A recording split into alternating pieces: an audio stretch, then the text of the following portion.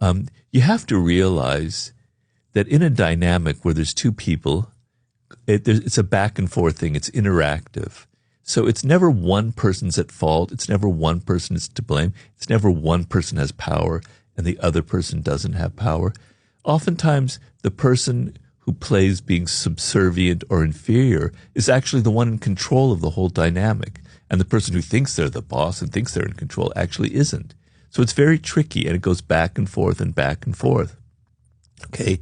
But the main thing in a relationship is you have to be aware that you bring an attitude that every time there's an argument, right, you assume that you're right and the other person is wrong.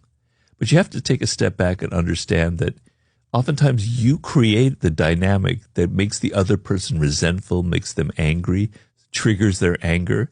You bring this attitude into the relationship that's actually causing the negative things that you think are originating from the other person. It's very tricky. It's very complicated. People are very complicated. It's not so simple to figure. It's not black and white. I'm the good person. You're the bad person. In a relationship, it's back and forth. The two people are creating this dynamic, right? So you want to have a certain attitude. And that attitude is, I don't want power. You're not after power in a relationship. You're after things being smooth. You want to be supporting each other. You want a loving, giving, caring relationship, not power. And if your attitude is, I need power, I need this person to be doing more of what I want, they're not doing what I want, you're creating a situation where you're going to make them rebellious and upset, and they're going to be giving you the kind of energy that's maybe going to feed more desires for power, and things are going to spiral out of control.